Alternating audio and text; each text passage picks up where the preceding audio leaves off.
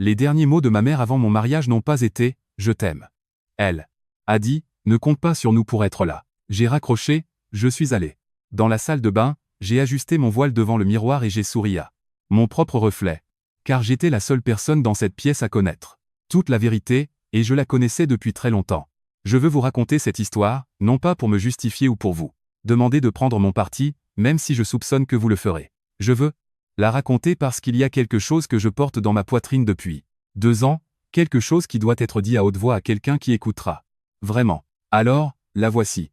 Je ne vais pas commencer par le début, mais par la partie où tout a basculé. Un mardi matin au début du mois de mars, il y a 2 ans. J'étais sur un chantier dans la partie ouest du district de Vsevolojsk, un développement commercial. 5 hectares de terre brute qu'un promoteur voulait transformer en quelque chose qui aurait l'air d'avoir toujours été là. Mon travail, en tant qu'architecte paysagiste, consiste essentiellement à concevoir l'illusion de la nature. J'étudie la lumière, le drainage, les systèmes racinaires existants, la façon dont l'eau se déplace après une forte pluie, puis je dis aux gens où placer les choses pour que tout semble inévitable. J'étais accroupi près de la limite et du site, prenant des notes sur un groupe de peupliers tulipiers que quelqu'un avait marqué pour l'abattage. Quand j'ai entendu des bottes écraser le gravier derrière moi, je ne me suis pas retourné. Tout de suite j'étais concentré. Quand je l'ai enfin fait, il y avait un homme avec un casque jaune debout à environ 3 mètres, regardant non pas moi, mais la lisière de la forêt. Il avait environ la fin de la trentaine. Des vêtements de travail. Des vrais. Pas du genre acheté pour l'esthétique. Ses mains faisaient ce que font les mains, quand on a passé des années avec des outils, légèrement courbés au repos, comme si elles étaient toujours au milieu d'une tâche. Ce ne sont pas des pigeons, dit-il. Je les regardais. Puis les arbres. Il y avait des oiseaux qui bougeaient dans la canopée supérieure. Je sais, ai-je répondu. Ce sont des pluviers qu'ils dirent. Il m'a jeté un regard, réévaluant légèrement la situation. Caradrius vocifrus, dit-il. Ils simulent une aile cassée pour protéger leur nid. Si vous installez des engins de terrassement dans ce couloir avant qu'ils n'aient élevé leurs petits, vous aurez un problème. Je sais, ai-je répété. Une pause. Le gravier a crissé sous ses bottes alors qu'il se tournait pour faire face au site correctement. Je suis Sava Karlamov, dit-il. Je suis responsable de la phase d'infrastructure. Aglaya Merkulova, répondis-je. Je suis chargé de m'assurer que la phase d'infrastructure ne tue rien qui n'ait pas besoin d'être tué. Le coin de sa bouche a bougé. Pas tout à fait un sourire. Plutôt une reconnaissance. C'est juste, dit-il. C'était tout. Il est parti. Je l'ai regardé s'éloigner, non pas parce qu'il était particulièrement frappant, même s'il l'était, mais parce que quelque chose dans la façon dont il avait dit « c'est juste » m'était resté en tête. Comme un mot que l'on cherche dans le dictionnaire et que l'on commence à trouver partout. Nous nous sommes croisés 3 autres fois sur ce chantier au cours des 2 semaines suivantes. À chaque fois, il disait quelque chose qui concernait techniquement le travail, mais qui, d'une manière ou d'une autre, n'en était pas. La 3e fois, il m'a dit que l'ancien système de drainage sous la pente avait été installé à l'envers, et que celui qui avait conçu la pente originale n'avait probablement jamais mis les pieds sur le site après une pluie. Et vous ? Ai-je demandé. J'étais ici à 6 heures du matin jeudi dernier, dit-il. Après cet orage, l'eau stagne, juste ici, il pointa du doigt, et juste là. Vous allez vouloir relever ce niveau d'environ 10 cm, sinon vos plantations se noieront dès la première saison humide. Il avait raison. Il avait tout à fait raison. J'avais les tests de sol pour le confirmer. Comment savez-vous cela ? Demandai-je. Vous êtes dans l'infrastructure, pas le paysagisme. Il m'a regardé avec une expression que j'allais apprendre à reconnaître douce, patiente, légèrement amusé par l'implication que ses connaissances avaient une frontière. J'ai commencé comme simple plombier, dit-il. L'eau va là où la gravité lui dit d'aller. Cela ne change pas selon ce que vous construisez. Je l'ai regardé un moment. Puis j'ai noté sa correction dans mes notes de chantier. Il m'a invité à dîner ce vendredi-là. J'ai ramené exactement 3 hommes à la maison pour rencontrer ma famille au cours de ma vie d'adulte. Ce n'est pas par fausse modestie ou à cause d'un passé tragique. C'est simplement un fait concernant les standards imposés par ma mère, et ce qu'il en coûte de tenter d'y répondre. Le premier homme était dans ma vingtaine. Un architecte. Bonne famille. Bon revenu. Mauvais dans tous les autres sens imaginables. Ma mère l'a approuvé en 15 minutes. La relation a duré 8 mois et s'est mal terminée. Le second était un professeur. Brillant, chaleureux, totalement inadapté selon tous les critères qui importaient à Paulina Merkulova. Elle trouve des raisons. Elle trouve toujours des raisons. Je n'ai rien dit de tout cela à Sava. Ce que je lui ai dit, au fil de plusieurs mois de dîner, de samedi matin et de longs trajets le long du golfe de Finlande, c'était la vérité sur presque tout le reste. Ce que j'attendais de mon travail. Ce dont j'avais peur. La façon dont je conduisais parfois jusqu'à un chantier à l'aube, juste pour être quelque part au calme avant que la journée ne commence. Le fait que j'avais une relation compliquée avec ma famille, que je ne savais pas encore comment simplifier. Il écoutait. Pas de la façon dont les gens écoutent quand ils attendent leur tour pour parler. Le genre réel, où après, ils se souviennent de ce que vous avez dit 3 semaines plus tard et posent une question de suivi. Après 6 mois, il m'a dit le reste de ce qu'il était. Cela s'est passé un jeudi soir dans son appartement à Saint-Pétersbourg, un endroit qui vous aurait tout dit sur lui si vous aviez su où regarder. Pas de comptoir en marbre, pas d'éclairage de galerie, de bons meubles, usés de la façon dont les meubles s'usent quand on les utilise vraiment. Des étagères avec des manuels techniques, à côté de thrillers de poche cornée. Sur le comptoir de la cuisine, une cafetière de qualité professionnelle. Un jeu de clés Allen sur une bande, magnétique là où d'autres rangent leurs couteaux. Et épinglé sur le réfrigérateur par un aimant en forme de région de Leningrad, une impression d'un article du magazine Forbes. Quelqu'un avait écrit dessus au stylo, d'une écriture que j'allais plus tard reconnaître comme la sienne. Appelé Misha Reshetnikov. Spécification du drainage de Peterhof avant jeudi. L'article lui-même était face contre terre. Je l'ai remarqué, mais je n'ai pas posé de question. Il s'est assis en face de moi à table et a dit, sans drame particulier, il y a quelque chose que je devrais te dire. Ce n'est pas que je le cachais. C'est que je voulais attendre d'être sûr que ce ne serait pas la raison de ta présence. Ici, j'ai posé ma fourchette. Il me l'a dit. Je suis restée assise longtemps à digérer l'information. Pas par choc. L'information en elle-même n'était pas totalement surprenante une fois que je l'avais. Ce que je réalisais, c'était que cela n'expliquait rien sur qui il était, et rien sur qui je voulais qu'il soit. Tu voulais une réaction différente ? Demandai-je. Je ne savais pas à quoi m'attendre, dit-il. La plupart des gens. Je ne suis pas la plupart des gens, dis-je. Le coin de sa bouche a bougé à nouveau. Ce même demi-sourire. Non, dit-il. Je l'ai remarqué. Je suis rentré chez moi ce soir-là, les fenêtres baissées malgré le froid. Pensant non pas à ce qu'il m'avait dit, mais à une conversation que j'avais eue avec ma meilleure amie, Kira, la semaine précédente. Elle avait dit quelque chose que j'avais mis de côté sans tout à fait le comprendre encore. Aglaya, tu ne peux pas aimer les gens pour qu'ils deviennent ce dont tu as besoin. Tu peux que les aimer, et voir ce qu'ils choisissent. J'avais supposé qu'elle parlait de Sava. Assise à un feu rouge sur le pont, avec l'air de Mars entrant, par les fenêtres et la ville scintillant de toutes parts, j'ai commencé à me demander si elle ne parlait pas de quelqu'un d'autre entièrement. J'ai pris une décision avant d'atteindre ma sortie. Non pas de garder son secret, il ne me l'avait jamais demandé. Ce n'était pas un homme qui avait besoin d'être protégé. J'ai pris une décision sur ce que j'avais besoin de savoir. Laissez-moi vous parler de la première fois que j'ai ramené Sava à la maison. J'ai appelé ma mère un mercredi après-midi au début d'octobre, environ 5 mois. Après ce mardi sur le chantier. J'étais dans ma voiture devant un café, moteur, tournant, car j'avais appris depuis longtemps que certaines conversations avec Polina Merkulova se menaient mieux en mouvement, ou du moins avec l'option de l'être. Il s'appelle Sava Karlamov, dis-je. Il travaille dans les contrats d'infrastructure hydraulique. 2 secondes de silence. Le genre de silence que ma mère utilise comme un chirurgien utilise un scalpel. Précisément, intentionnellement, pour ouvrir quelque chose. Et est-ce que c'est ? Elle fit une pause. Un domaine stable ? Très, répondis-je. Eh bien, une autre pause. Plus courte cette fois. Nous verrons bien. Je suis rentré chez moi avec le chauffage et sans radio. Le dîner était fixé, pour un dimanche en novembre. Ma mère avait changé la nappe. Je l'ai remarqué, dès que nous sommes entrés la nappe bleue de tous les jours avait disparu, remplacée par le lin ivoire qu'elle sort pour les gens qu'elle essaie d'impressionner ou d'évaluer, selon la soirée. Sava venait directement d'une visite de site près de Gatchina. Il avait changé de jean pour un propre, portait une chemise vert foncé et des bottes de travail qui étaient propres, mais restaient manifestement des bottes de travail. Mais son camion était son camion.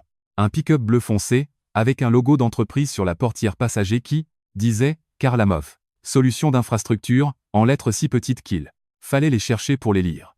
Il avait apporté un panier cadeau d'Azbuka, Vekusa, avec un nœud en raffia et une étiquette en papier avec un mot écrit à la main.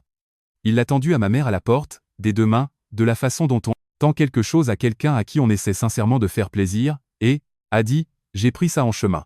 Je n'étais pas sûr de ce que vous aimiez. » Ma mère l'a accepté avec le sourire qu'elle réserve aux gens sur lesquels elle a déjà une opinion. Quelle délicate attention, dit-elle.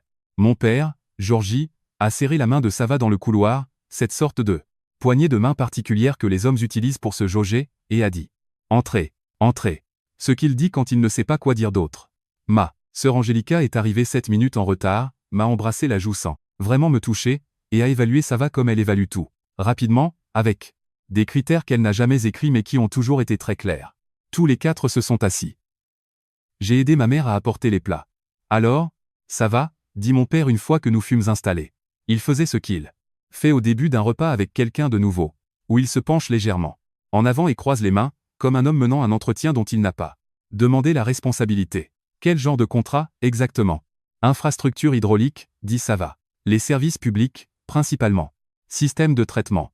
Réseau de distribution. Nous gérons aussi le drainage commercial et l'atténuation des inondations. Et il y a de la demande pour ça? Demanda mon père. Assez pour nous occuper, répondit Sava. Mon père hocha lentement la tête, de la façon dont il hoche la tête quand il range une information dans un dossier. Et vous êtes l'entreprise, est-ce local? Basée à Saint-Pétersbourg? Le siège est à Saint-Pétersbourg, dit Sava. Mais nous travaillons dans tout le nord-ouest, principalement. Région de Leningrad, Carélie, Pskov, Novgorod. Quelques contrats fédéraux. Contrats fédéraux, répéta mon père, avec le ton d'un homme essayant de situer ses mots. Sur une carte de ses attentes, et les trouvant légèrement à gauche de l'endroit où il pensait qu'il serait. Ma mère n'avait presque rien dit. Elle coupait son poulet. En face de moi, Angelica faisait quelque chose sur son téléphone sous la table. Je le savais à cause de l'angle spécifique de son menton et de l'immobilité calculée du haut de son corps. Elle n'a jamais maîtrisé l'art de la subtilité. Je l'ai regardée faire défiler, et s'arrêter. Ses sourcils se sont froncés. Elle a encore fait défiler. Son visage a pris l'expression qu'elle affiche quand quelque chose ne confirme pas ce qu'elle croyait déjà. Elle a posé le téléphone, face contre terre sur sa cuisse et a pris son verre d'eau. Vous savez, dit-elle d'un ton enjoué, je vous cherchais en ligne juste par curiosité. Et je n'ai pas trouvé grand-chose. Vous n'avez quasiment aucune présence sur les réseaux sociaux. Je sais, dit Sava. Je n'en ai jamais vraiment vu l'intérêt. C'est tellement intéressant, dit Angelica, de la voix qu'elle utilise pour les choses qu'elle ne trouve pas du tout intéressantes. La conversation a continué. À la table de ma mère, elle a un don pour la guider. Comme un guide de rivière dirige un radeau. Des ajustements fluides que vous ne remarquez pas avant de réaliser que vous êtes ailleurs qu'au point de départ. Sava a répondu à chaque question simplement et sans fioriture. D'où il venait. Ce que faisaient ses parents. Où il était allé à l'école. Il ne jouait pas la modestie, il répondait simplement à ce qui était demandé et attendait la question suivante. Comme quelqu'un qui n'a rien à cacher.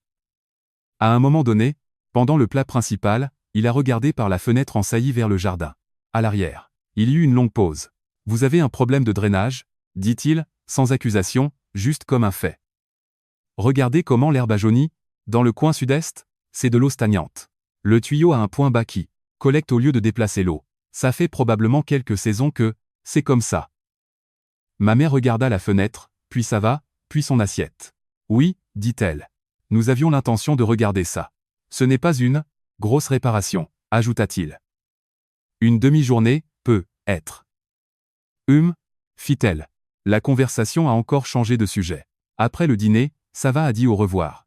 Dans l'allée avec l'aisance de quelqu'un qui est tout à fait à l'aise avec le fait qu'une pièce ne se soit pas réchauffée à son égard non pas parce qu'il n'avait pas remarqué, mais parce qu'il a, à un moment de sa vie, décidé que la température d'une pièce est le problème de la pièce. Il a de nouveau serré la main de mon père. Il a remercié ma mère pour le dîner. Il m'a regardé avec une expression qui disait plusieurs choses à la fois sans en prononcer aucune, et, monté dans son camion et est parti. Ma mère et moi étions à l'évier de la cuisine. Elle lavait, j'essuyais. Nous faisons cela de la même manière depuis que j'ai 8 ans, debout sur le tabouret, et rien à ce sujet n'a jamais changé. Il semble très sincère, dit-elle. Elle dit, sincère de la façon dont on prononce un mot choisi précisément parce qu'il peut signifier 2 choses. Il l'est, dis-je. Et tu es sérieuse à ce sujet? Ce n'était pas une question. Oui, dis-je. Elle posa une poêle dans l'égouttoir et me regarda, directement, comme elle le fait quand elle veut s'assurer que quelque chose porte ses fruits. Je m'inquiète juste pour toi, ma chérie. Tu sais comment je suis. Je sais, dis-je. J'ai essuyé la poêle. J'ai accroché le torchon. Je suis rentré chez moi dans le noir avec toutes les vitres relevées et le chauffage, pensant à ce qu'elle avait dit et à ce qu'elle avait voulu dire, et à quel point ces 2 choses n'avaient presque rien à voir l'une avec l'autre. Ma mère a appelé un jeudi matin, 3 semaines après le dîner, non pas pour Parler de Sava spécifiquement. Elle a appelé pour parler des rénovations d'un voisin, puis de la fille d'un cousin qui venait de se fiancer avec un homme travaillant dans la finance, et ensuite naturellement, inévitablement comme l'autre trouve son niveau, elle en est venue à moi. J'ai réfléchi, dit-elle, à propos de Sava. Je m'en doutais, dis-je. Je dis juste, Aglaya, ma chérie, je ne dis pas que ce n'est pas un homme gentil. Elle fit une pause. Elle fait cela comme un pianiste fait une pause avant un passage difficile, non. Par incertitude, mais pour s'assurer que vous êtes attentif. Je dis, réfléchis bien à ce que tu choisis, pour ta vie. J'étais debout à ma fenêtre, de cuisine. L'arbre dans le jardin était devenu complètement jaune pendant la nuit, comme ils le font dans les montagnes ou au nord nu un matin, flamboyant. Le lendemain. De quoi aurais-tu besoin de voir chez lui, maman ? Demandai-je. Spécifiquement. Qu'est-ce qui serait suffisant ? Une autre pause. Plus longue cette fois. Et puis elle me l'a dit. Elle a parlé de trajectoire de carrière. Elle a parlé de relations. Elle a utilisé l'expression les bons cercles, sans aucune conscience apparente de la façon dont cela sonnait. Elle a parlé de ce que le passé d'une personne dit d'elle, de stabilité, à long terme, de ce que les gens voient quand ils regardent un couple, et de l'impression que cela donne, et de combien les impressions importent plus que ce que les gens veulent bien admettre. J'ai tout écouté. Ce que j'entendais sous les mots était autre chose. Une liste sans fin. Un standard mouvant. Une barre, placée non pas pour être franchie, mais pour maintenir le sauteur en place. Ce n'est pas lui, dis-je quand elle eut fini. Alors, qu'est-ce que tu essaies de dire exactement ? Silence. Le vrai. Je dis. Finit-elle par dire qu'on ne vous a pas élevé pour vous contenter de peu. Elle dit, se contenter de peu, comme on prononce un mot testé en privé avant de le sortir en public, satisfaite qu'il porte ses fruits comme elle l'entendait. J'ai regardé l'arbre. Jaune. Bonne nuit, maman, dis-je. Aglaya, on se reparle bientôt. J'ai posé le téléphone sur le comptoir et je suis resté là un moment. Ne pensant à rien de particulier. Regardant juste l'arbre. Quelque chose s'était clarifié. Pas changé, clarifié. Comme une photographie qui devient nette, vous montrant une chose que vous aviez déjà à moitié vue. Ma sœur a appelé 2 jours plus tard. Angélica aborde les choses sous un angle différent de ma mère. C'est à dire qu'elle ne les aborde pas du tout. Elle se tient juste à côté et dit tout ce qu'elle pense, et l'effet est parfois plus doux, et parfois considérablement pire. Je dis juste, dit-elle, ce qui est sa façon de commencer les phrases qu'elle sait qu'elle ne devrait pas dire. Plombier, Aglaya. Sérieusement, tu as un diplôme de master. Quel rapport mon diplôme a-t-il avec qui et ça va ? Ça a tout à voir avec ce que les gens voient quand ils vous regardent ensemble. Quels gens ? Une pause. Pas le genre de pause de ma mère, juste Angélica à court d'arguments. Je ne sais pas. Les gens. Ceux qui comptent. Lesquels sont-ils, Angé ? Elle soupira. Le soupir de quelqu'un qui trouve épuisant d'expliquer l'évidence. Tu vois ce que je veux dire. Pas vraiment. Elle laissa tomber, après un moment. L'abandonna comme un sujet dans une langue qu'elle avait décidé de ne pas apprendre. Nous avons parlé d'autre chose. Je lui ai donné la date du mariage. J'ai demandé si elle serait là. Elle a ri, un rire franc, rapide et surprise. Comme si la question était plus absurde qu'elle ne l'avait prévu. Honnêtement, dit-elle. Je préférais rater mes propres funérailles. Sans offense. Aucune n'est prise, répondis-je. Elle m'a envoyé un SMS 40 minutes plus tard. P.S. Je l'ai encore cherché, plus attentivement. Il est écrit 12 000 employés, et plus sur LinkedIn. Qu'est-ce que ça veut dire au juste ? C'est beaucoup ? Pour de la plomberie ? Je l'ai lu 2 fois. J'ai mis mon téléphone dans ma poche. Je l'ai ressorti. J'ai répondu par SMS. Oui, Angé, c'est beaucoup. Elle n'a pas répondu. J'ai tout dit à Sava ce week-end-là. Nous étions à sa table de cuisine un dimanche soir. Il avait fait des pâtes, ce qu'il fait méthodiquement et sans commentaire. Et j'ai tout déballé. L'appel de ma mère. La conversation avec Angélica. La texture de tout cela. La forme spécifique de ce qu'on me demandait, et ce que je refusais de fournir. Il a écouté comme il écoute toujours, complètement, sans combler les vides. Quand j'eus fini, il dit, « Tu n'as pas à me protéger de ta famille. » Je sais, dis-je. Je suis sérieux. Si tu veux leur dire si ça pouvait faciliter les choses. Il ne s'agit pas de faciliter les choses, dis-je. Il me regarda, attendant. Je les laisse répondre à une question, dis-je. Il resta silencieux un moment. Dehors, le vent se levait. On pouvait l'entendre dans le cadre de la fenêtre de la cuisine, un bruit que Sava avait l'intention de réparer depuis 3 semaines et auquel il n'était pas encore arrivé. Quelle question, dit-il. J'ai ramassé ma fourchette. Je te le dirai quand ils y auront répondu. Il me regarda. Encore un instant. Quelque chose a traversé son expression, pas tout à fait de l'inquiétude, pas tout à fait de l'amusement. Quelque chose entre les deux. D'accord, dit-il. C'était tout, juste, d'accord. J'y ai beaucoup pensé. Depuis combien de place il y a dans un mot comme celui-là quand quelqu'un le dit et le pense vraiment. Le « d'accord » de ça va était simplement « je t'entends. J'ai confiance en toi. Je suis là. » J'avais une amie nommée Kira qui m'avait dit un jour qu'elle avait passé 3 ans à essayer d'obtenir ce genre de d'accord de sa propre famille avant de comprendre que ce n'était pas quelque chose qu'ils étaient capables de donner.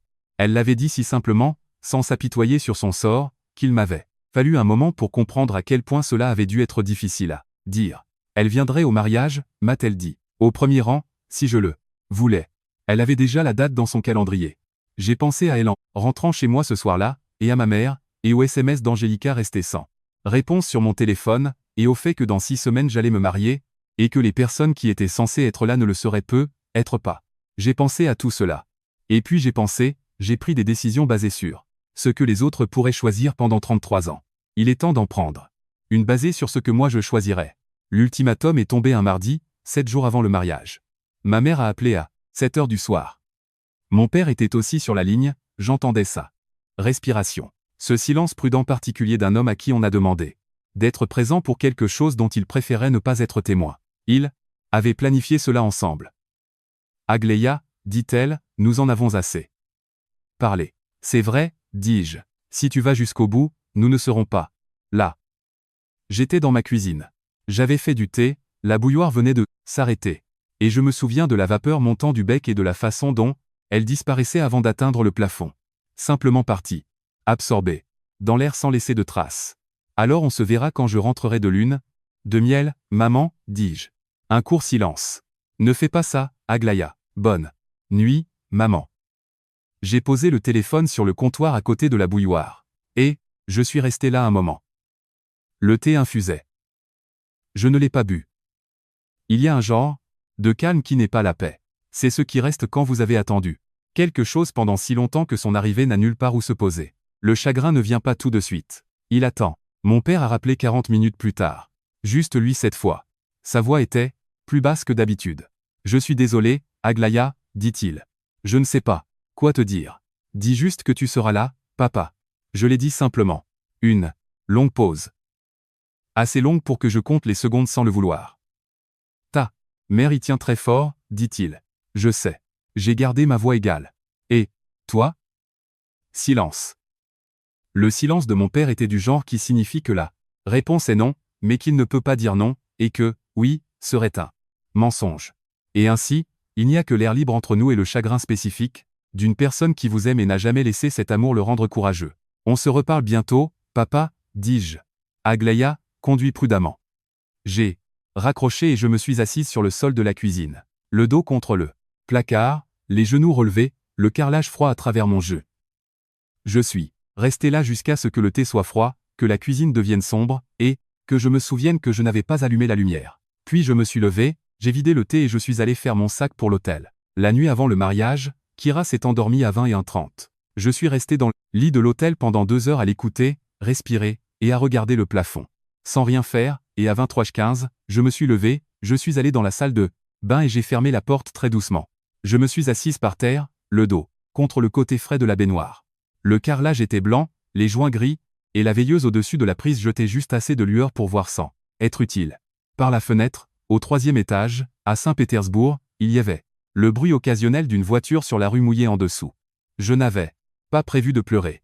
C'est venu comme cela vient toujours pour moi, discrètement, et sans annonce. Je ne pleurais pas pour le mariage. Je veux être clair là, dessus. Ce n'était pas de la peur. Ce n'était pas du doute. C'était du chagrin, et le chagrin était spécifique. Il avait une forme, un lieu et une année qui lui étaient attachés. J'avais 6 ans, et il s'appelait Marc, et il était la première personne qui m'avait jamais fait sentir que j'étais intéressante. Pas comme un projet, pas comme le reflet de quelque chose d'autre. Lui-même. Il me trouvait drôle. Il lisait les mêmes livres que moi. Ma mère s'était assise en face de moi à la table du petit déjeuner un matin et avait dit « Nous ne sommes pas ces gens-là, Aglaïa ». Et j'avais compris sans qu'on me dise exactement ce qui se passerait si je n'étais pas d'accord. 2 semaines plus tard, j'ai appelé Marc. Et je lui ai dit que ça ne marcherait pas. Il a dit, oh, un petit son. Et, puis, d'accord, je suppose. Je n'avais pas repensé à ce coup de téléphone, depuis des années. Assis sur le sol de la salle de bain de l'hôtel la nuit. Avant mon mariage, c'était pour cela que je pleurais pas pour Marc lui-même, mais pour la fille qui avait passé cet appel. La fille qui avait décidé, à 16 ans, que l'approbation de sa mère était quelque chose qu'elle devait maintenir à n'importe quel prix, et qui avait passé les 17 années suivantes à en payer le prix. Je ne sais pas combien de temps je suis resté là. Assez longtemps pour que le froid s'installe dans le bas de mon dos. Quand je me suis relevé, je me suis passé de l'eau froide sur le visage, je me suis regardé dans le miroir et j'ai pensé, j'ai auditionné pour leur amour toute ma vie, et je n'ai jamais eu le rôle, pas une seule fois. Je ne veux plus du rôle. C'est tombé comme une évidence. J'ai fermé le robinet. Il y eut un bruit dans le mur, le chant sourd, des tuyaux, le genre de bruit dont Sava m'avait dit une fois qu'il signifiait qu'il y avait de l'air dans la ligne. Il me l'avait expliqué la nuit où il avait réparé les tuyaux sous mon évier de salle de bain, accroupi avec ses outils. Pendant 20 minutes sans se plaindre. Je suis resté un moment dans l'encadrement de la porte de la salle de bain, à écouter. Le bruit s'est apaisé. Les tuyaux allaient bien. Je suis retourné au lit. J'ai dormi. Et le matin, je me suis levé, Kira m'a aidé avec ma robe, et je suis sorti de cette chambre d'hôtel vers la meilleure décision que j'ai jamais prise. Le matin de mon mariage, il y avait des tulipes sur le rebord de la fenêtre. Des roses. Elles s'étaient ouvertes pendant la nuit, et quand la lumière du matin est passée par l'entrebâillement des rideaux, elle les a frappées sous un angle, dont j'ai pensé que je pourrais me souvenir pour le reste de ma vie. Kira était déjà réveillée et avait fait du café. Nous n'avons pas beaucoup parlé pendant qu'elle m'aidait avec la robe. Elle a remonté la fermeture dans le dos, a lissé un pli à la taille, s'est tenue derrière moi et nous a regardés toutes les deux, dans le grand miroir. « Tu vas bien ?» dit-elle. J'y ai réfléchi. Je m'apprête à épouser le meilleur homme que j'ai jamais rencontré, dis-je. Dans le plus bel endroit sur lequel j'ai jamais travaillé. Je vais mieux que bien. Elle posa ses mains sur mes épaules un instant. Puis elle recula et dit, « Alors on y va. » Le lieu était un jardin que j'avais aidé à concevoir 2 ans avant le mariage, une propriété privée sur le versant et des collines à l'extérieur de Saint-Pétersbourg. J'avais toujours su que c'était l'endroit. J'ai vu les chaises en contournant l'angle du muret de pierre, le côté de Sava et le côté de ma famille. Celui de Sava était plein, sa mère au premier rang pleurant, déjà, un groupe de gens qui connaissaient Sava depuis toujours et étaient venus sans avoir besoin d'être priés. Le côté de ma famille. 6 chaises vides, avec de petits bouquets de frisia blancs attachés au dossier. Je les ai regardés un instant, juste assez longtemps pour les voir clairement. Puis j'ai levé les yeux, et il y avait Kira, déjà assise au 2e rang du côté de Sava. Elle a levé la main quand elle m'a vu. De la façon dont on signala quelqu'un à travers une pièce qu'on le voit et qu'il n'est pas seul. J'ai marché. Sava se tenait au bout de l'allée et l'expression sur son visage était comme si j'étais quelque chose pour lequel il avait essayé de trouver le mot juste, et qu'il venait de le trouver. J'ai pris ses mains quand je l'ai rejoint, et elles étaient chaudes et exactement comme il fallait. L'officiant a fait une cérémonie courte. Sava avait écrit ses propres vœux. Aglaya, je n'ai jamais eu besoin que quiconque sache qui je suis. Je suis à l'aise avec cela depuis longtemps. Mais je veux que tu me connaisses. Tout de moi. Je t'aime. C'est tout ce qui compte. J'ai ri. Les miens étaient plus courts. Ensuite, alors que nous nous promenions dans le jardin, j'ai eu la pensée que je m'étais promis de m'autoriser. C'est la première fois de ma vie que je ramène quelqu'un à la maison, et il est exactement qui j'ai besoin qu'il soit. Pas qui elle a besoin. Qui j'ai besoin. Oncle Kesha a porté un toast. À Sava et Aglaya, que vos tuyaux s'écoulent toujours dans la bonne direction. Un rire chaleureux et sincère a suivi. Sava a capté mon regard, et l'expression sur son visage était une sorte d'affection très spécifique que je pense passer le reste de ma vie à essayer de mériter. Plus tard, j'ai vu Sava remarquer une table bancale. Il s'est approché, est allé à son camion, et l'a réparé en moins de 90 secondes. Il fait ça partout où il va, dit son cousin Marc. Je sais. C'est l'homme que j'ai épousé. Nous sommes restés près de Saint-Pétersbourg pour la lune de miel. 3 jours. De longs matins et d'après-midi lents. Le matin du 3e jour, le téléphone de Sava a sonné. C'était Misha Reshetnikov, son directeur des opérations. L'article de Forbes était sorti. Sava ouvrit l'ordinateur portable et le tourna vers moi. C'était là, une photographie en pleine page de Sava en vêtements de travail. Le titre était grand, du monteur de tuyaux au roi des pipelines. L'empire d'infrastructure de 2,3 milliards de dollars de Sava Karlamov. En dessous, un sous-titre, comment un plombier de la région de Leningrad a construit la plus grande entreprise d'infrastructure hydraulique du Nord-Ouest.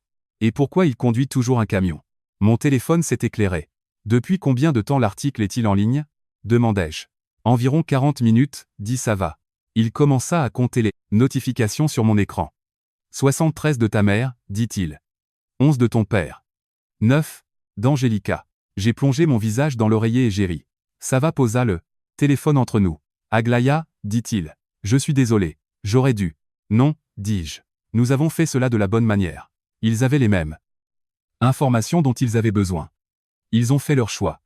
Mon téléphone s'est éclairé à nouveau et je l'ai retourné face contre terre. Nous avons commandé des œufs et les avons mangés sur le balcon. Les montagnes étaient très immobiles. Nous sommes rentrés un jeudi. 2 jours plus tard, la sonnette a retenti. C'était ma mère et mon père. Ma mère s'était habillée avec soin et tenait un sac cadeau. Mon père se tenait derrière elle. Angelica n'était pas avec eux. J'ai fait du thé et nous nous sommes assis à la table. Ma mère commença. Aglaya, nous n'avions aucune idée de qui était Sava. Et nous nous sentons absolument terribles quant à la façon dont les choses ont été gérées. Maman, dis-je. J'ai laissé les mots flotter. Je savais qui était Sava depuis la nuit de notre rencontre. Je le sais depuis plus d'1 an. L'atmosphère dans la pièce a changé. Pourquoi ne nous as-tu rien dit? Demanda ma mère. Parce que j'avais besoin de la réponse à une question, dis-je. S'il n'avait été qu'un plombier, juste un homme qui répare des tuyaux, auriez-vous été là? Le silence s'est installé dans la pièce. Nous étions inquiets pour ton avenir. Commença-t-elle. C'est une explication, dis-je. Pas une réponse. Je me suis tourné vers mon père. Papa, pendant tous ces mois, y a-t-il une seule chose chez Sava qui t'a fait penser que ta fille avait fait un bon choix? Mon père me regarda. La façon dont il te regardait, dit-il. Quelque chose a bougé dans ma poitrine. Je réalisais que je n'attendais pas des excuses, mais la vérité. Sava est arrivé par le couloir arrière. Il fit un signe de tête à mes parents. J'ai réfléchi à ce problème de drainage dans votre jardin, dit-il à mon père. Je pourrais passer un de ces jours, si vous voulez. Mon père le fixa. Oui, dit-il. Bien sûr. Sava prit un verre d'eau et retourna à son travail. Ma mère regarda la porte, puis moi. Nous pouvons essayer, dit-elle. 3 mots.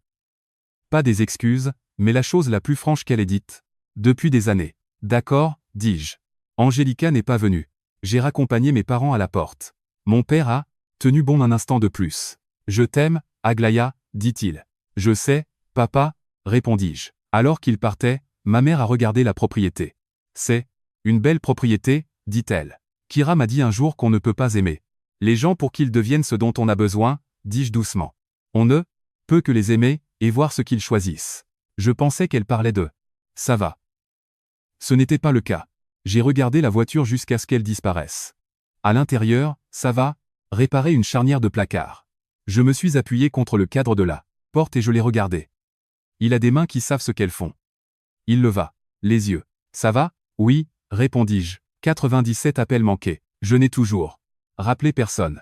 Mais mon père m'a envoyé un SMS. Je t'aime. J'ai répondu. Yes, I papa. Aglaya n'a pas gagné parce que son mari s'est avéré être riche. Elle a gagné au moment où elle a décidé que les gens dans sa vie devraient la choisir sans récompense à la clé. On peut passer une vie entière à se rendre plus acceptable, mais ce ne sera jamais assez pour quelqu'un qui a besoin que vous soyez moins. La vraie question n'est pas de savoir si votre famille approuve vos choix. C'est de savoir si vous les approuvez. Le jour où vous pouvez vous tenir seul devant l'autel et avancer malgré tout, c'est le jour où vous découvrez qui vous êtes réellement.